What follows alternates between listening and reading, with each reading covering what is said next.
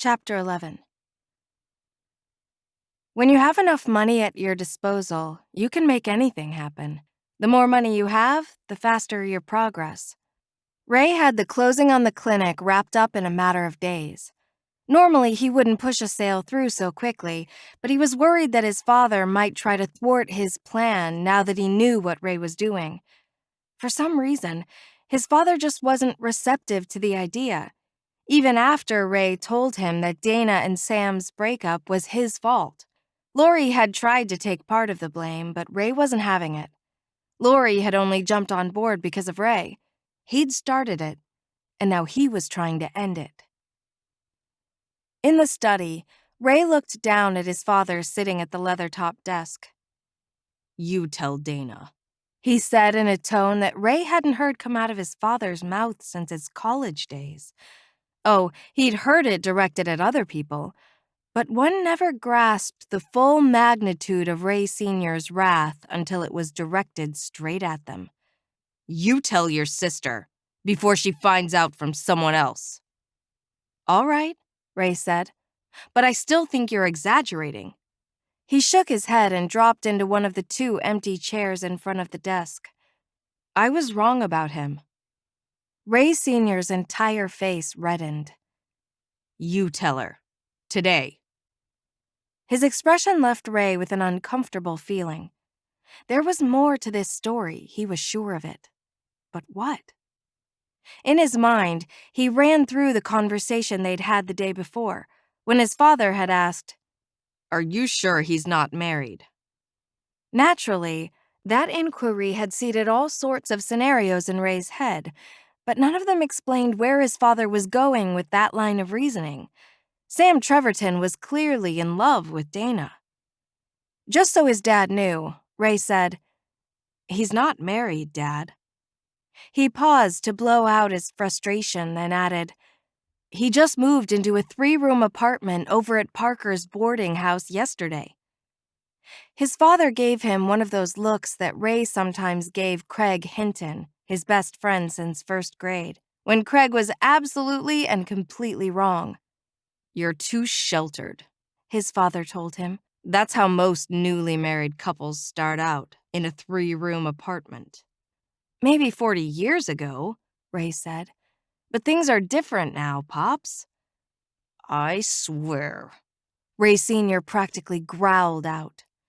"If that boy hurts your sister, I'm holding you directly responsible." He paused, challenging Ray to a stare-down. Ray held his ground. His father said, "Tell your sister today." His voice had calmed a bit, but Ray knew he was still dead serious. "Fine." Ray threw his hands into the air and backed away. He turned for the door, adding, "I'll go find her now." He stopped long enough to glance over his shoulder and say, "That's soon enough for you?"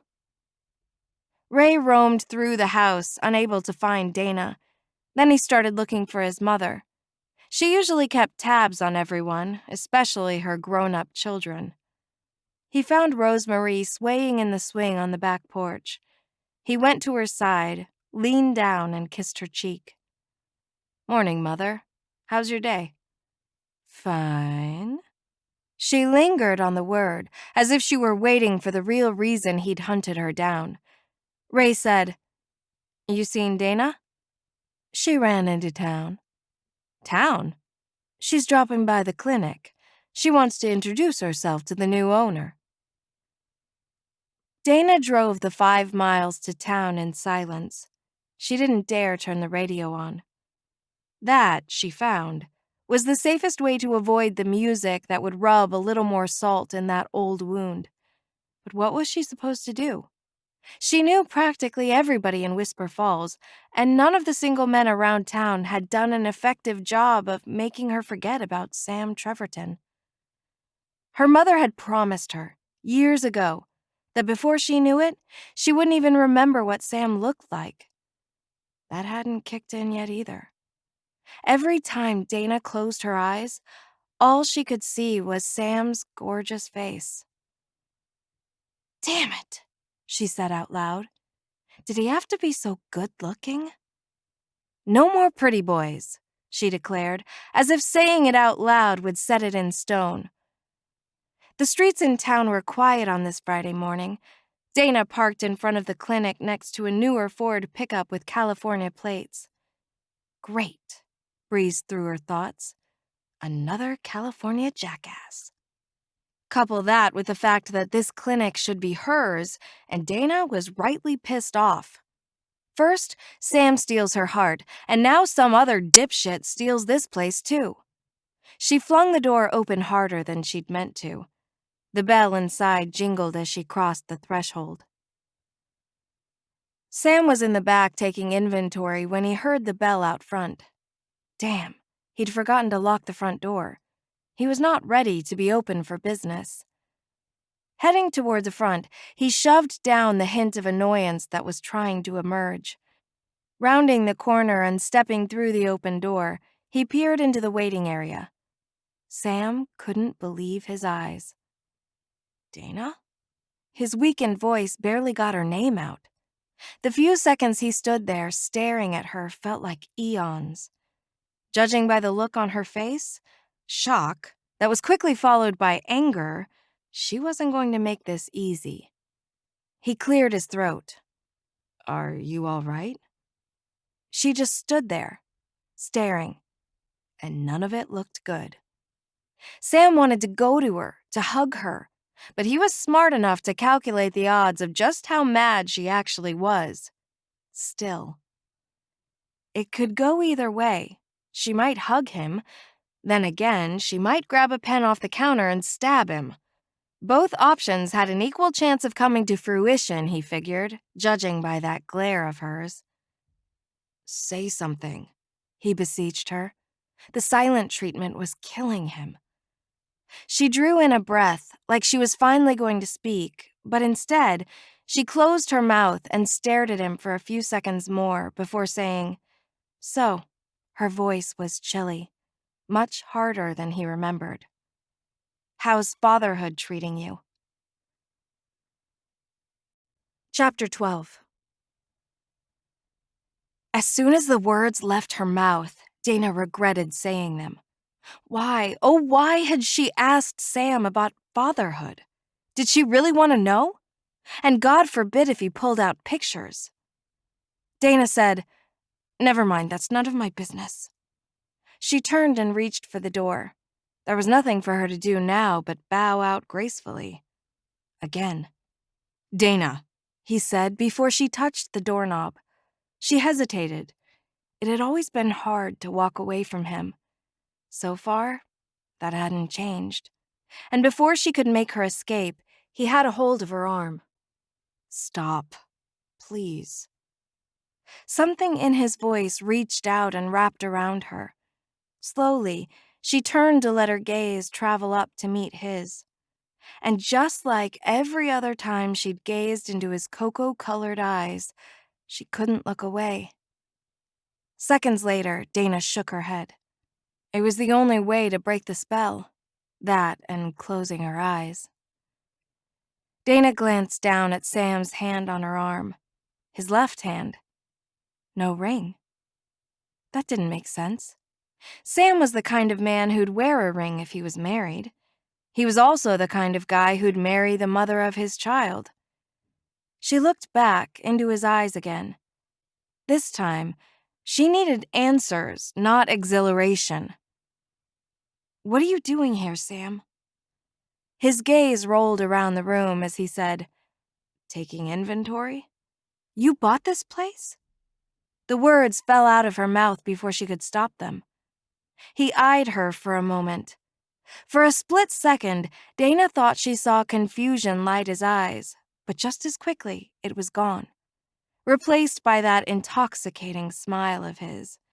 It had her thinking thoughts that she shouldn't be thinking about a married man, wedding ring or no. Sam said, "I did." Her tone hardened as she blurted out, "Why would you do that?" Dana was starting to hate him now. How could he? How could he realize their dream in her hometown with his wife and kid in tow? Hell, by now, he probably had a couple of kids, or at the very least, another on the way. How could you do that? Just give me a chance to explain. Distressed laughter poured out of Dana, shocking even her. I don't think I need any explanations. How dare he? Doesn't take a genius to figure out what's going on here. You saw an opportunity to realize. She almost said it. She almost said our, but stopped herself just in the nick of time. Your dream. I get it, she huffed out. But why'd you have to do it here? In my hometown? Dana sucked her anger down into the pit of her gut. Why do you want to rub it in my face? Dana, he said sharply. The baby died. She looked away. I'm sorry, Sam. Dana hated herself for the thoughts rolling through her head. And your wife? How is she? She asked, even though she wasn't sure she wanted to hear the answer. I don't have a wife. Divorced? Dana dared to steal a glimpse of him. Never been married. He shrugged. Dana felt her heart imploding inside her chest. Reaching for the door, she said, I can't do this. She glanced at Sam. I won't do this again, and I won't let you do it to me. She shook her head and ran out. Damn it. How many times did he have to tell her he wasn't sleeping with them both at the same time? It was the classic story. Boy meets girl, boy and girl break up, boy meets new girl and falls in love. Any hopes that boy has for a future with the new girl are quickly dashed when the ex-girlfriend shows up very pregnant. Sam wasn't proud of the way he'd handled it, then and now. But what kind of man deserts his child? Whatever kind did that sort of thing, Sam was not one of them. He was an honorable man, one who could be trusted and counted on. Except for Dana. He hadn't exactly been there for her now, had he? No. But Sam had done the best he could with the hand he'd been dealt. Dana's family hadn't liked him to begin with. He got her brother and sister's position. They thought Dana would be marrying down. And that's why, after the baby was stillborn, Sam decided that he had to make something of himself before he could go back to Dana and ask her forgiveness.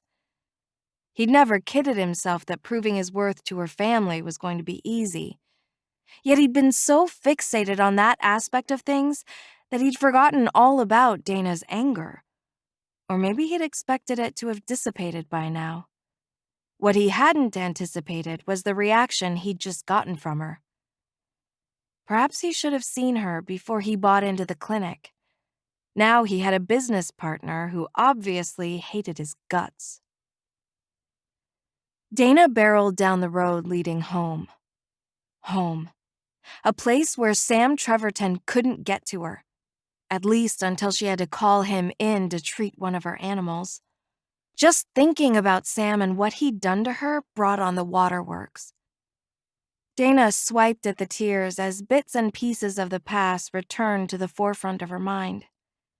It had happened in December, about a week after they returned to the Bay Area, after the Thanksgiving visit that didn't go so well.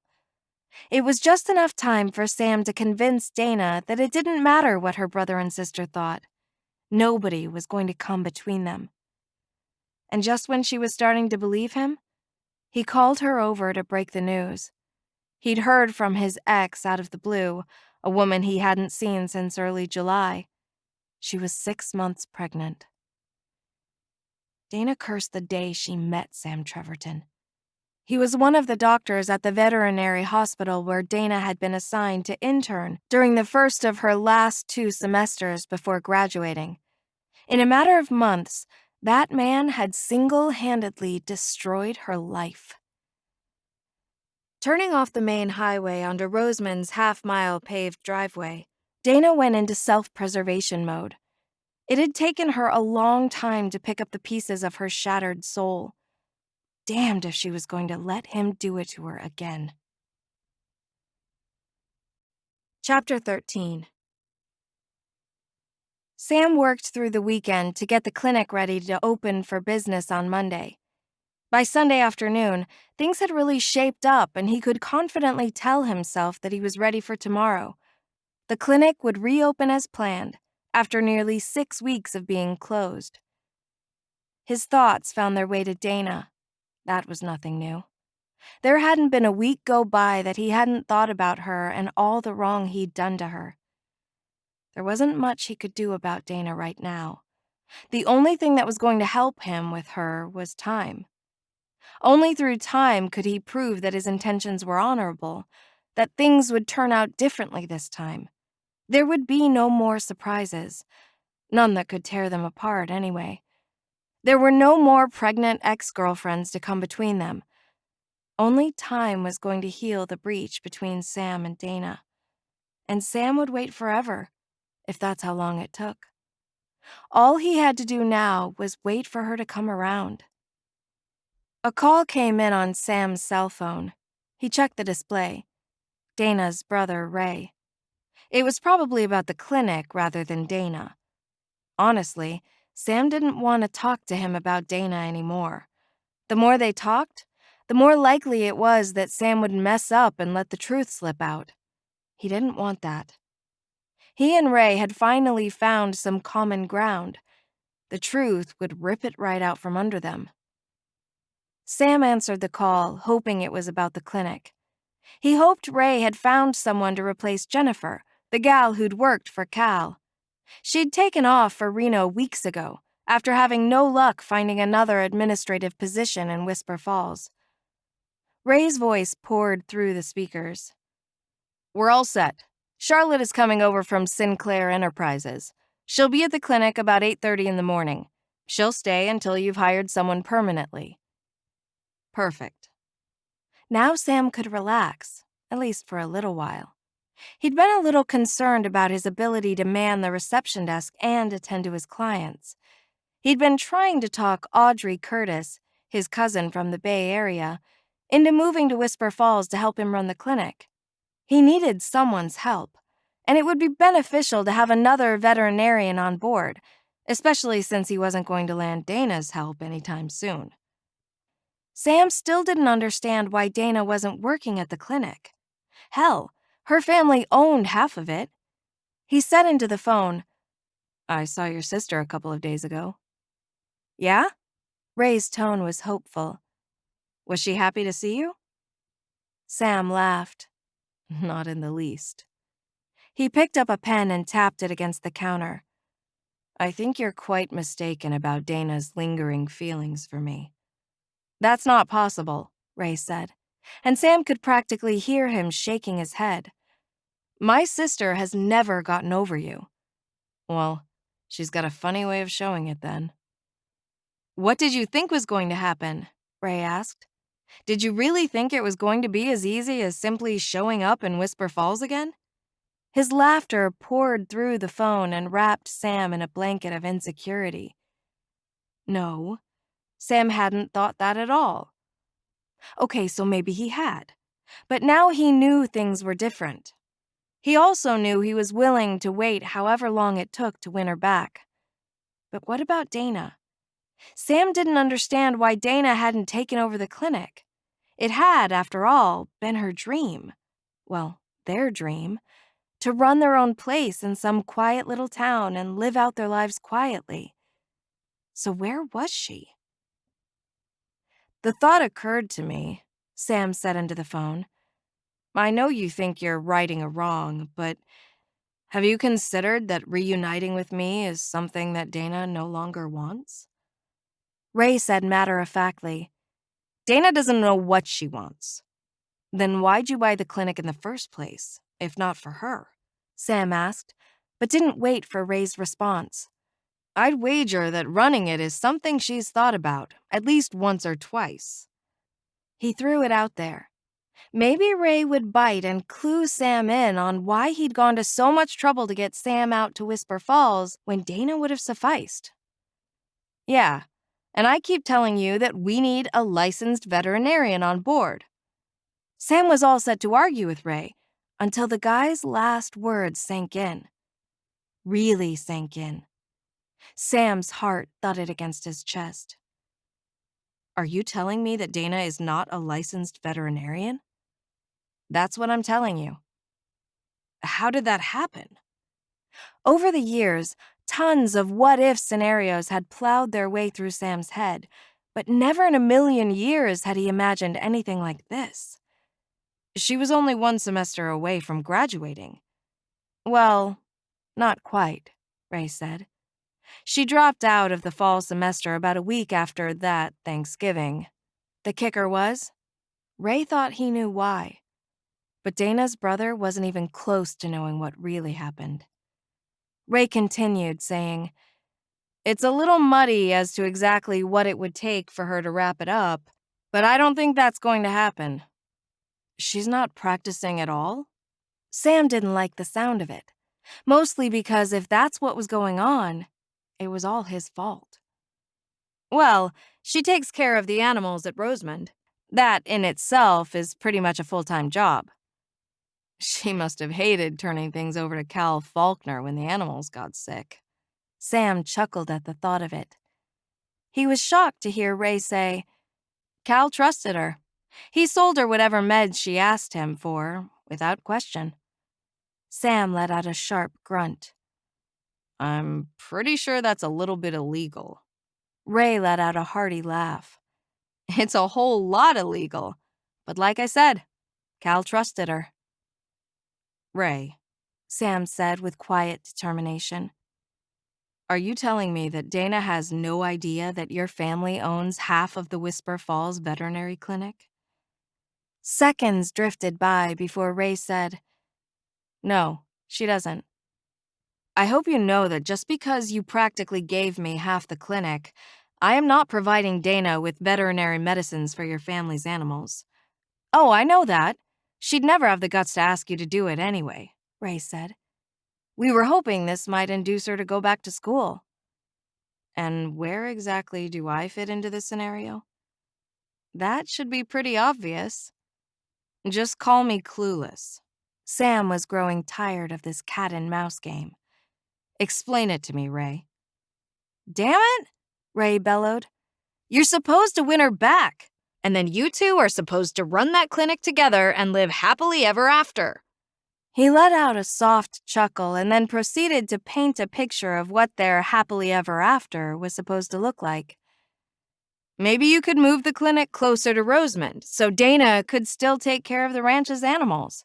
She loves the horses so much, especially that gypsy vanner my parents bought for her a few years back. A gypsy vanner? Was that possible? There weren't many in the United States, but Sam personally knew of at least one other, a mare living in California. Sam asked, Male or female? Stallion, Ray said. But forget about the horse. This is about you and Dana. Ray paused, cleared his throat, then continued. Listen, I happen to know that Dana's out riding right now. Why don't you come on out to the ranch, saddle up, and go after her? Tempting. Sam wanted to do it in the worst way, and for more reasons than one. Sam's friends, Paul and Rebecca Todd, the mare's owners, were looking for a stallion to provide stud service, but were having no luck finding a suitable candidate on the West Coast. Sam had told them he'd keep an eye out. Even so, Sam said, That's probably not a good idea. Really? Ray's hardened voice blared through the phone. You're giving up? After one chance meeting with her, you're giving up? He let the silence fall between them for a lengthy moment before speaking again. When he did, he said, as if he was just coming to the realization, Maybe you don't deserve my sister. Chapter 14. On Sunday afternoons, Dana liked to saddle up Gypsy and head for Whisper Lake. Usually, she'd take a picnic basket filled with sandwiches, fresh fruit, and chilled water. Today was no exception. Dana tethered Gypsy to a nearby limb on the willow tree, then spread her blanket out in the shade and placed the picnic basket off to one side. The scent of pine wafted past on the gentle late July breeze as she bent over the basket and came out with a plastic baggie filled with sliced apples. Dana pulled 2 pieces from the bag and stepped toward Gypsy, offering them to him. Gypsy chomped away while Dana patted him along the neck. "I've got a banana and some grapes for you later." Gypsy snorted and bobbed his head as if agreeing. Dana chuckled and turned away from the horse. She tossed the bag of apples back inside the picnic basket, then dropped down on the blanket, where she stretched out and settled her gaze on the lake. What was she going to do now? How was she going to take care of her animals without access to the medications they might need? Once she'd learned that Cal had to sell the clinic, and even after her father had shot down her idea to buy it, she'd still held on to a sliver of hope that she'd be able to talk the new owner into accommodating her requests. But that had flown out the window as soon as she saw Sam standing in the back room, taking inventory. Asking the new owner for help was no longer an option. There was no way in hell she was going to go begging for Sam's assistance. She'd have to tell him she didn't graduate. If she told him that, she'd have to tell him the rest. That she hadn't graduated because of him, because he'd shattered her heart so wholly and completely that she wasn't able to function for nearly 6 months after their breakup. Dana rolled her gaze over to Gypsy. He had been her lifesaver, her godsend. It was because of him, really, that she'd come out of her dejected state of mind. It happened the May following the breakup, when Dana still couldn't find the desire to get out of bed some days. Then her parents had come home one day with Gypsy. And the rest, as they say, is history, she thought as her eyes stayed glued to the horse. Funny, Gypsy had saved her, and if Dana stood a prayer's chance of keeping him healthy from here on out, she'd need Sam's help. Ironic indeed. So what am I going to do now? Dana quizzed herself. Sure, she could still work with the animals, but she wouldn't be in charge anymore. Now that task was going to fall to Sam by default. No matter what happened moving forward, he was going to find out about Dana's fall from grace. Too bad she hadn't gotten back to school and finished up. Say, that wasn't a bad idea. Maybe she'd check into it. Yeah, and maybe after she got her license, she could talk her parents into opening up their own clinic. There was that big patch of land, close to 100 acres, on the highway between the house and town that Dana was set to inherit one day. She'd always dream of building her own house and veterinary hospital on it. It wasn't like her family couldn't afford to help her build it. The Sinclairs were richer than rich. Yeah, maybe she'd check into going back to school and getting her degree so she could take the exam and get a license to practice veterinary medicine. The thought excited and saddened Dana all at the same time. Working with the animals was her reason for living, but that didn't mean that finishing school wouldn't bring some bad points with it, like memories of her and Sam and all the plans they'd made together. She wanted that again, she thought, as she looked back out at the lake. She wanted that partnership with another human being, one where you just seemed to meld into a single entity with thoughts so similar and succinct that you could finish each other's sentences. She wanted to feel loved. But that could never happen with Sam again. Not anymore. Too much water had flowed under that bridge. Any hope of trust was gone. Even so, Dana would like to think that one day she would find that kind of love again. This time, though, she hoped it stuck. Gypsy whinnied and tapped his hoof on the ground. Dana looked at the horse, then over her shoulder and scanned the tree line behind the meadow. "What's the matter, Gypsy?" she asked. "Somebody coming?" Sam hadn't meant to come to Rosamond, chasing after Dana. But when he heard that she had a gypsy vanner out there, he couldn't stop himself. He had to go talk to her.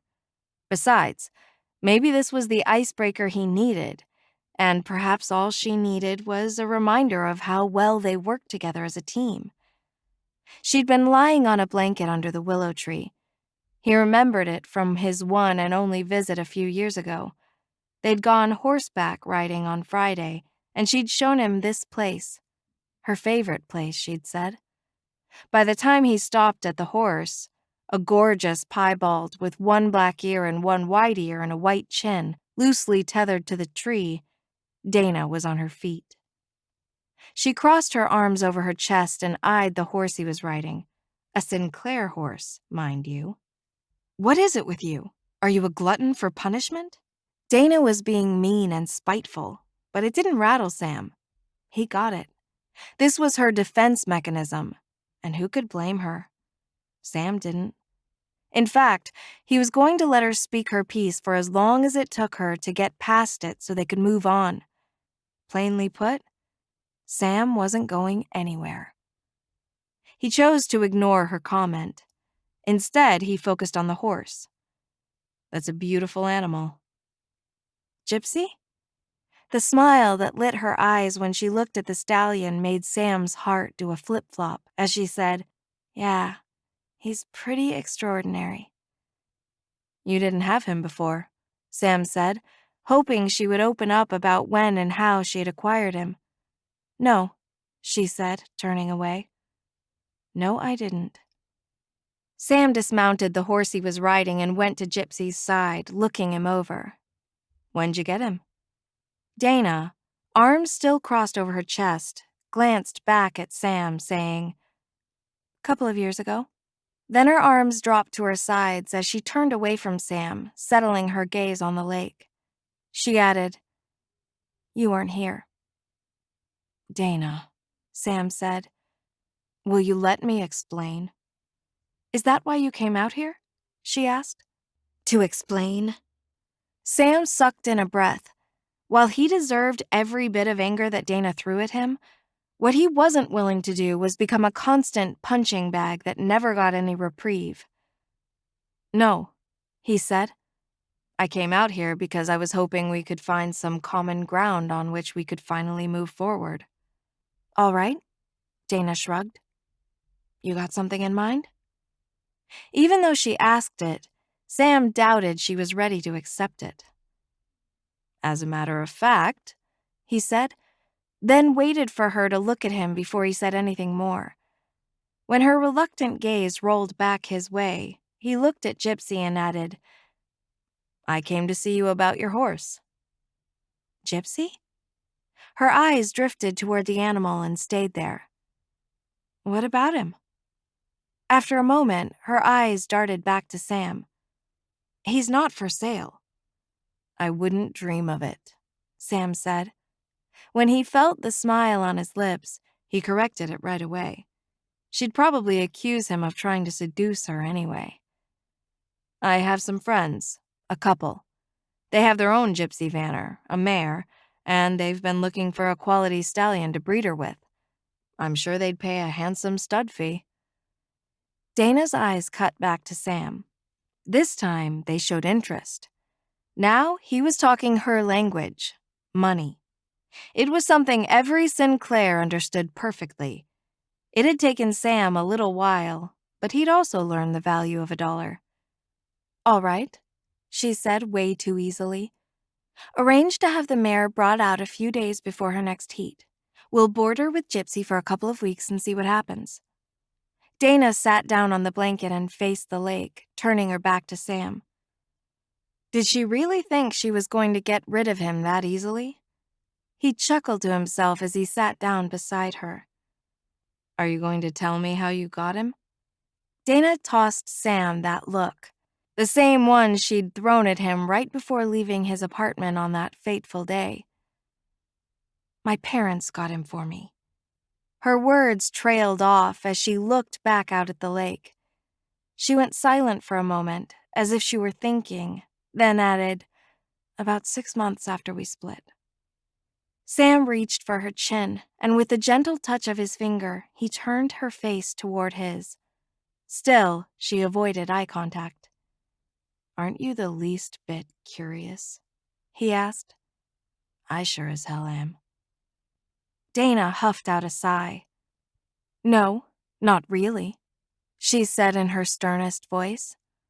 "But," she grated out the word as she glanced at him, "if it helps your guilty conscience to feed me a line of excuses, knock yourself out." Dana drew her knees up and folded her arms atop them as she fixed her gaze on the lake straight ahead. Sam leaned toward her and didn't stop until he was a fraction of an inch from her cheek. He whispered hot against her face, "I really want to know about your life now." A heated sensation traveled down to her gut as he added, "How have you been?" Dana closed her eyes briefly, then leapt to her feet. She went to Gypsy and untethered him from the tree. She grabbed the reins, and Sam pushed himself up off the ground. He reached for her, missing as she mounted the horse. Dana glared at Sam. "You want to know how I've been?" she asked. "For over 3 years now, I've been trying to figure out how I was going to get my heart back from a guy who, to the best of my knowledge, had made a family with someone else. So, how do you think I've been?" 2 seconds later, Dana spurred the horse and took off. Watching Dana ride away, Sam blew out a sigh. He shook his head in a slow, deliberate manner, then said in the softest, yet firmest of tones, "Sam, you got your work cut out for you." Chapter 15.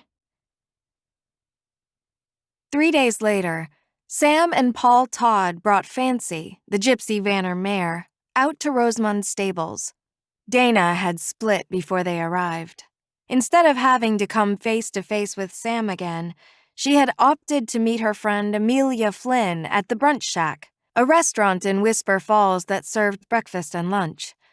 She tried not to let Sam's waving at her as she passed his truck on the way into town rattle her. She was only half successful. Dana fought with the desire to check her mirrors, just to get a last glimpse of his truck before he rounded the first of 2 curves in the road before he reached the turnoff for Rosamond. The task was a hard one, but she managed to keep her eyes on the road in front of her. There was no point in looking back. That could only lead to more heartache, and Dana had no desire to go there again. She doubted she'd survive this time. Arriving at the breakfast shack a few minutes early, Dana parked her car in a spot close to the door. She killed the engine and headed inside, where the smell of bacon and fried potatoes assaulted her already hungry gut. Dana did a quick scan of the restaurant and saw Amelia sitting at a booth along the back wall. She smiled as Dana moved through the dining area toward her. At least Dana knew Sam wouldn't show up unannounced since he was out at Rosamond, settling Fancy in and letting her become acquainted with Gypsy. There were plates, silverware, and glasses of orange juice and water already on the table. Dana slid into the booth across from Amelia, who said, "I ordered us 2 buffets." She reached for the nearest glass of ice water and took a sip. "Good," Dana said, reaching for her OJ. "I'm starving." The girls filled their plates in the buffet line, then went back to their booth. After a few minutes of sating their hunger pains, Amelia said, "So I heard somebody bought Cal's place." Dana rolled her eyes and continued eating. Amelia leaned in and propped her elbows on the table. She cupped her face in her hands and asked, "So it's true? It's really him?" As Dana's closest friend, Amelia knew all about Sam and Dana. Everything. Dana sucked in a breath to hopefully calm the desire to cry right there on the spot. "Yes," Dana said. "It's him." "Is the wife and kid with him?" Amelia asked, and her tone showed her distaste. "No wife, no kid." Dana shook her head. "Apparently, the baby was stillborn." "So," Amelia droned out the word, He didn't marry her? Now her voice was filled with reluctant hope. Apparently not. Dana looked at Amelia and shrugged. He says he's single. Single? He used that word right there? Not divorced or separated. Yep. Dana propped her elbow on the table and perched her chin in her hand. And I know what you're thinking, but don't go there. Dana shook her head. But Dana! Dana's hand shot up, cutting Amelia off. Resist the urge, she said in the kind of tone that insisted, follow my lead or else. Amelia stared at Dana for at least 30 seconds, then started shaking her head. You can't let a guy like Sam Treverton run around Whisper Falls single for too long, she said. Somebody will snatch him up. She flashed Dana one of those knowing looks. You know, the kind that moms sometimes take on when they know they're eventually going to get to say, I told you so. Thoughts of Sam settling down and marrying someone from right here in Whisper Falls filled Dana's head. Could she really watch him be married to someone else? No. That's why she'd left school in the first place. She'd known she was going to be assigned to the same clinic where she'd met Sam for her final semester. She just couldn't watch another woman live the life that she craved. Dana practically felt the fire shooting from her eyes as she said, I was here first. She let the silence linger between them for a bit, just to drive home her point. He needs to move on down the road. Amelia laughed. That's the Dana I know and love. She picked up her glass of water, and just before she took a drink, she said, Give 'em hell, girl. A waitress came by with a jug of water and a pot of coffee. She filled the girls' glasses and after a few pleasantries, moved on to the next table. Amelia looked at Dana. So what are you going to do? Do you think Sam will supply you with the meds for the ranch? Dana laughed. It was far less jovial than Amelia's laughter a few moments ago. That'd mean I'd have to tell him I didn't finish school. She looked at Amelia, wondering what her friend really thought about how and why she'd left school. Dana shook her head. But no, I don't see him supplying me with anything but grief. Are you just going to turn Rosamond's veterinary duties over to him? What choice do I have? You could go back to school. I have thought about that, Dana said casually. I even called them. You did? What did they say? Dana laughed again. This time it was of a sarcastic nature. Well, to make a long story short, basically, I have to go to the school and collect admissions signatures from all the professors, and a few deans, too. Amelia's face went white. Dana knew why.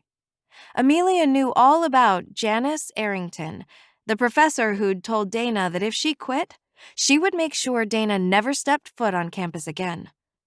Amelia asked, That one professor has moved on, right? Tell me she's no longer there. Oh, I'm afraid it's worse than that, Dana said, trying to tamp down her frustration. She is the dean of veterinary medicine now. Oh, shit, came Amelia's response as her mouth dropped open. That can't be good. Dana snorted. No, that's not good at all. Then they started laughing. Amelia began to casually stir her straw. Can you finish somewhere else? She asked. I mean, credits are transferable, right? Dana shrugged. I suppose so, but the minute another school requests my transcripts, Arrington will probably give them a call to make sure I don't get in there either. Dana still couldn't understand why the woman had gotten so angry with her for quitting. It wasn't like she suffered a personal or professional loss over someone leaving school. Dana wasn't sure what she was going to do, but she wasn't about to go crawling back to Arrington or Sam. After brunch, as Dana drove back to Rosamond, she tried to ignore the anxiety burgeoning in her gut. Feeling sick to her stomach, literally, She rested her hand against her belly as if that'd help. Why was Sam doing this? Didn't he know she couldn't handle any more hurt from him? Dana pushed it aside to keep from crying. To distract herself, after brunch, she went straight home and out to the stables. Working with the horses would afford her the diversion she needed to keep her mind off Sam. That evening after dinner, Dana retreated to her bedroom suite at Rosemond. She just didn't feel like talking to anyone, especially not in that house. These days, the subject would inevitably come around to Sam Treverton, and then everybody would start looking at her all pitiful-like. No thank you. Dana wasn't going to any pity party, especially not one thrown for her. She would like very much, though, for Sam to go away. Go back to the life he'd left her for. The way she saw it, he didn't get to toss her out like yesterday's trash and then come back years later after the things he'd left her for didn't work out.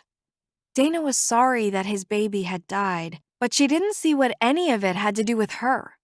He'd made his choice, and now he had to live with it. But damn it, did he have to do it in Whisper Falls? Dana switched on the TV and went to Amazon Instant Video in search of a good movie or two. It was going to be a long night, and she could use the company. She'd try anything to keep from crying over Sam. Chapter 16. Sam propped his feet on the coffee table in his small apartment at Parker's boarding house. If he couldn't get his cousin Audrey to come out and help with the clinic, at least until he found another vet to hire, Sam wasn't sure what he was going to do. He still marveled at the idea that Cal Faulkner had been taking care of all the clinic's clients for all these years. Of course, based on the clinic's records, Cal had been working 6 days a week, 12 to 13 hours a day, and he hadn't had a vacation in 15 years. Sam didn't want that kind of schedule. He also wanted a life. With Dana. He shrugged and popped the cap off his Corona, then proceeded to take a long swig, enjoying the chill of the beverage coating his throat. He'd really gotten himself into a pickle this time. Maybe he should just sell his share of the clinic. He could offer it back to Ray, in case they wanted to keep it in the family. The thought of it left a bad feeling in his gut. But what was he supposed to do? He'd only done this in hopes that he and Dana would reunite. But now, Sam knew he had to accept it. Dana would never be his again. She didn't trust him, and Sam didn't blame her. His cell phone buzzed. He glanced at the display. Audrey. He smiled as he connected the call and said, "Hey, cuz. Tell me you're rethinking my offer." "Well, I'm not exactly keen about uprooting myself. I like it here." "Okay." He couldn't find fault with her for that. "So what's up? Everybody okay?" "Everybody's fine, Sam." Her voice was tense. She had been cornered. "Look, this is not going to be a permanent change. I'm telling you that, just like I told Mom and Uncle Robert." Sam grinned. "They called you?" he asked of his dad and his father's sister. "Of course they called me," she said amid her frustration. "Right after your mom told your dad, who then told my mom that you were in over your head. They both called me. On a conference call. Sam, do you know what it's like to be on a conference call with your dad and my mom?" No, he didn't. Not really. And just the thought of it made him glad of that. "Look," Sam said, "I'm really sorry, but I could really use your help, at least until I can find another vet to bring in." 6 months. Dan is giving me 6 months leave, she said of her boss, and I really have to come home after that. There was an edginess in her voice, and Sam knew why. Drew Ellison. Sam hated that guy. He'd been stringing Audrey along for 10 years now. Maybe this was just the break she needed. "When are you coming?" he asked. "Sunday," she said. I'll see you Sunday. You'd better find me a house to rent or something. I'm not living out of a suitcase for 6 months. Sam chuckled. Thanks, Audrey. I really appreciate you coming to my rescue. I owe you. Damn right you owe me, came her reply. And I'm going to make sure I get my money's worth, too. Of that, Sam had no doubt. He also knew the sacrifice she was making, giving up her own life to help him sort out his. 6 months. That was plenty of time. If Dana's hardened exterior was going to melt, it'd do it by then. If not, well then, Sam would probably sell his share of the clinic and head home. No use sticking around where you weren't wanted. That afternoon, Sam rode out to Roseman with Paul Todd to pick up Fancy. She'd been with the Sinclairs going on 3 weeks. Now that Audrey was on board, Sam would be free to travel to the Bay Area in a week or so to check on Fancy. A blood test would confirm if the breeding had been successful. And of course, Dana was nowhere to be found. Sam did see her siblings, Ray, Lori, and Justin, and all 3 were incredibly gracious toward him. To be fair, though, Justin had always been welcoming, so it didn't seem strange to have him come up and shake Sam's hand with a big smile on his face. Sam was still getting used to Lori and Ray's change of heart, especially Ray's. Now, if only Dana would come around. Dana and Amelia had taken one of the Sinclair helicopters and flown into Reno for the day. Anything to avoid running into Sam. Dana knew he was coming out to the house today with Fancy's owner to retrieve the horse. A trip to Reno ensured that she wouldn't run into him while he was there. Just to be on the safe side, she and Amelia stayed in Reno overnight. The next morning, after arriving back at Rosemond, Dana went down to the stables to see how Gypsy was faring after the loss of Fancy. He and Fancy had become quite the pair while she'd visited. "Aw, do you miss your friend?" Dana asked. Gypsy neighed at her. "I'll bet you'd like to go up to the north pasture up by the lake for a couple of days, wouldn't you?" The horse nickered quietly and bobbed his head. Dana's brother Justin came around the corner. "You missed all the excitement yesterday." "No," she said. "I avoided it." Dana went about her business of settling up Vixen, a sweet mare that Dana had grown fond of, so she could ride up to the north pasture with Gypsy and not have to walk back. "Is that what they're calling it these days?" Justin chuckled. Justin was closest in age to Dana. At 28, he was just a year younger than her. He had taken over the duties of running the ranch when he was 24, right out of college. Even though Ray Sr. and Rose Marie had always known the ranch was Justin's calling, they'd still insisted that he go to college, and he did, earning his degree in business. In the grand scheme of things, Dana had to wonder how helpful school had been. Nevertheless, he was far more settled than Dana, and she couldn't help but wonder if she would ever be situated in life. Her hopes and dreams had not only been dashed, they'd been stomped on. She needed a new dream. After Vixen was saddled, Dana opened Gypsy's stall door. The horse snorted at her as he left his stall. "Where are you headed?" Justin asked. "I'm taking Gypsy up to the north pasture for a few days. He likes it up there," she said. "Maybe it'll make him feel better about losing his friend," she added with a chuckle. Justin nodded. "We're taking some of the others up tomorrow," he said of himself and some of the ranch hands. "You check on him for me then?" "Yeah, so long as he's not hiding out," Justin laughed. They both knew that Gypsy had a mind of his own and he wouldn't come back until he was ready. If only Dana could run and hide until Sam gave up and went back home. Chapter 17. That evening, right before dinner, Jim Black, owner of the Blackmore Ranch, which bordered Rosemond along the north pasture where Dana had taken Gypsy earlier in the day, showed up at the house. Stepping through the door off the back porch, Jim removed his cowboy hat and held it in front of him. With a worrisome demeanor, he said, "Raymond," to Dana's father. "Jim?" Ray Sr. said. "Everything okay?" He nodded. "I wanted to let you know there are reports of a mountain lion roaming along the northwestern shore of Whisper Lake. I know you pasture some of your horses up there from time to time, so I thought you should know." "Thanks, Jim," Ray Sr. said. "We appreciate that. Justin was planning on taking some of the herd up tomorrow." Justin added, "Dana took Gypsy up there today." "I've got to go get Gypsy," Dana said, trying to squeeze between Jim and the doorway. Justin grabbed her arm, tugging her back inside. "Dana, you're not going up there by yourself." "You and just what army is going to stop me?"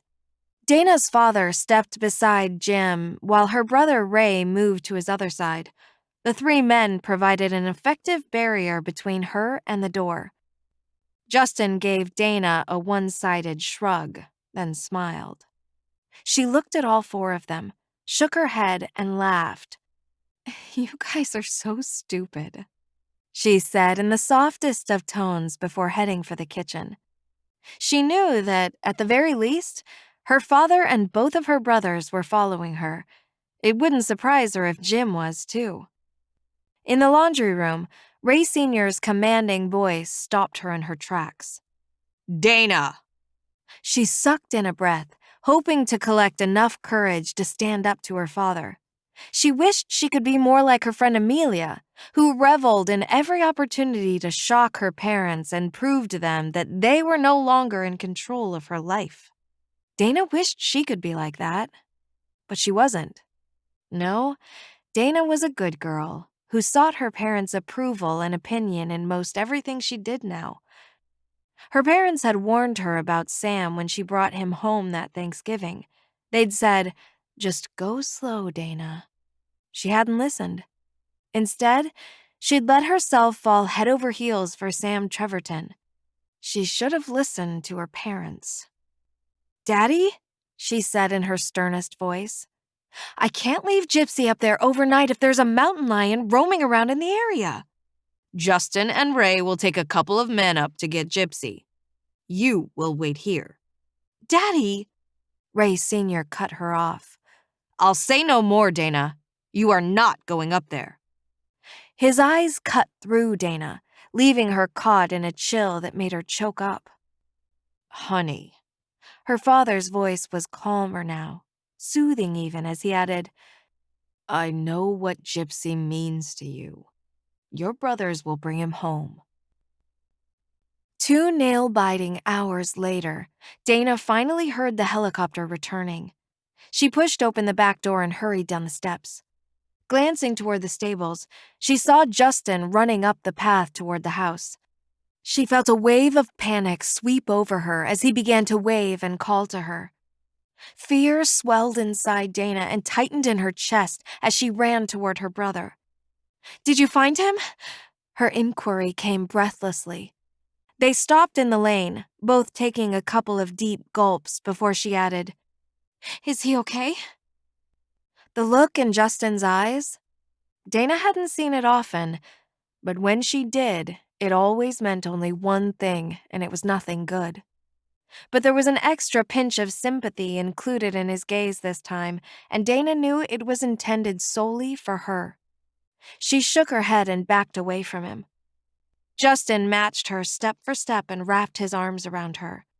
"He's not dead, but he is injured." Her little brother held on to her for another brief moment, then looked at her. "You'd better call Sam and get him over here." He looked back at the helicopter, then to Dana again. "Tell him we're sending a helicopter for him." "I need to see Gypsy first," Dana argued. "No, Dana." Justin's tone was calm yet firm. "You need to get Sam over here now. Tell him to bring plenty of painkillers and antibiotics." Dana grabbed her cell phone from her front pants pocket, showed it to Justin, then took off for the stables. The helicopter had landed in front of the main barn, and Dana could see Gypsy, still in a sling, on the ground nearby. His beautiful, piebald coat was covered in blood. Dana keyed Sam's number into her phone, then ran toward Gypsy while waiting for Sam to answer. When the call connected, she didn't wait for him to say anything. Sam? She made no effort to tamp down her anxiety either. We need you at Rosamond. You should be hearing one of our helicopters landing in front of the boarding house right about now to pick you up. Bring lots of pain meds and antibiotics. What is it, Dana? Sam's voice poured through the device. What's going on? Dana dropped to her knees at Gypsy's side. There was so much blood and large, deep lacerations along his back and side. It's Gypsy, she said, her voice trailing off as her fears mounted. Sam said, I'm on my way. Hours later, the sun broke the eastern horizon, filtering light through the windows high on the stable walls, bringing Sam out of the light sleep he'd fallen into. Dana was slouched against the wall, sleeping near Gypsy's head. Sam looked down at the blanket that was now covering him. When did that happen? He wondered, tossing it to the side. Sam checked Gypsy, then crawled to Dana's side. Touching her cheek, he whispered, Dana? She didn't move, so he gave her a gentle shake before saying, Dana, wake up. She moaned right before her eyes fluttered open. He could tell when she had fully awakened because her eyes grew wide as she called out, Gypsy! Sam touched her arm, saying, It's okay. He's still with us. Dana looked at Gypsy, then back to Sam. With teary eyes, she said, He's going to make it, right? I think he is. At least Sam could say that much. Her eyes went stony. What are you not telling me? He settled his gaze upon hers and waited, wanting her to admit what she, as a qualified veterinarian, already knew. While she might not have the credentials, she had the knowledge. Sam had been amazed at her efforts while they tended to Gypsy. Dana might not have bothered to graduate, but she was, from what he'd seen here in the barn, a natural-born healer. She knew exactly what to do and when to do it. She and Sam had worked together like a well-oiled machine. It was refreshing and made him long for what could have been. Even though he hated doing it, he said to her, I don't need to say it. You already know. Dana's gaze held Sam's for a long-winded moment before drifting down to Gypsy. She cradled the horse's head in her arms. Oh, Gypsy, I'm so sorry, she said as she cried. They both knew what neither could bring themselves to say out loud. If Gypsy survived, he could never be ridden again due to the extensive muscular lacerations. Gypsy raised his head to look at Dana and snorted. She laughed as she hugged him. Don't worry. You're going to be the most pampered equine ever.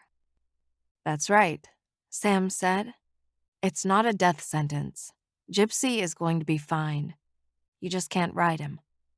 She looked up at Sam, and to his surprise, she smiled.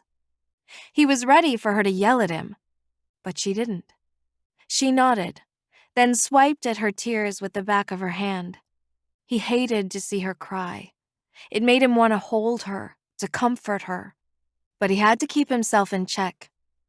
Dana didn't want his touch, comforting or otherwise. She'd already made that very clear.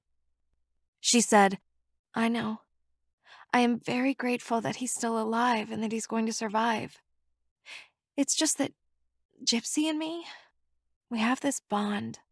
She looked at Sam, and part of it was riding. Well, Sam said, Gypsy is living proof that everything, even relationships, change. He waited for Dana to look back into his eyes again, then added, but it doesn't mean it's over. She stayed silent for a moment, just long enough for Sam to start to worry over his last comment. Then she said, You're right. She nodded. Our relationship will change from here on out, but at least he's still alive. She patted Gypsy's head and then let her gaze travel back up to Sam's face. When their eyes met, she smiled. "Thank you, Sam. I don't think he'd be alive right now if it weren't for you." The silence settled between them again for another long moment, during which time neither of them attempted to break their gaze. Finally, she added, "I owe you." "Then come to work with me." Even he was surprised when the words slipped from his mouth. While it's true, that was what he wanted, he doubted that it would ever happen. The scars he'd inflicted upon Dana were just too deep. Plus, there was that little matter of her credentials. Even though she was still staring straight at him, her focus had wandered off. He suspected she was a million miles away right now, viewing a world that neither of them was ever likely to reach. One that had the two of them working together, living together, and loving together. He knew the second she came back to reality because the light in her eyes died out as her gaze fixed on him again. She gave a sad sort of smile as she glanced down at Gypsy and said, "I can't." "Why?" Sam reached for her hand but didn't grab it. He simply laid his over hers. This was her story to tell, and he wasn't about to let her know that Ray had already spilled the beans. "We work great together. You've got to admit that." Dana laid her forehead in the palm of her hand. After a few seconds, she swabbed her hand over her face, and then, when she finally did look back at Sam, she shook her head and gave him a futile smile. "We had our chance, Sam." He laughed. "Hell, you act like we're old and gray." He paused long enough to create the perfect argument inside his head, but before he could verbalize it, she cut him a glare that wrapped him inside a chill. "Okay, fine." His voice trailed off, but he wasn't letting her off the hook that easily. Hell, for as hard as she was trying to avoid it, Sam was equally determined to shed light on it. He cleared his throat, then asked, "Dana, why didn't you buy the clinic?" Chapter 18. Dana had been dreading that inquiry for over 3 years now.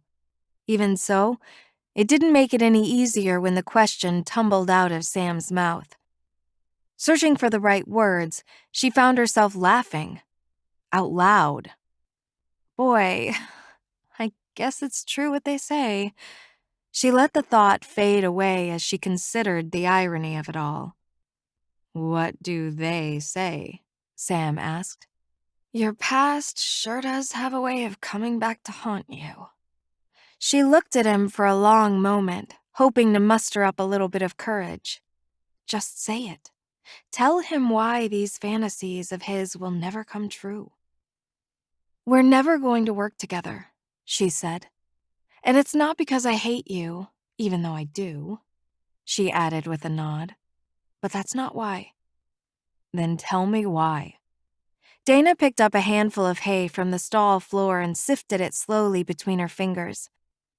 "Look," she said, and let her gaze drift up to meet his. "I don't have a license to practice veterinary medicine." There it was. She'd said it.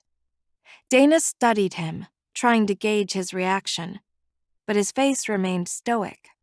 He said, "Why not?" "I didn't finish school." It took a few seconds, but finally he asked, "Because of me?" He said it like he was hoping she'd deny it. She wasn't going to give him that satisfaction. "You give yourself way too much credit," was all she would say. "Perhaps I got a new dream." Ray Jr. poured himself a cup of coffee and took it out to the deck along the south side of the house.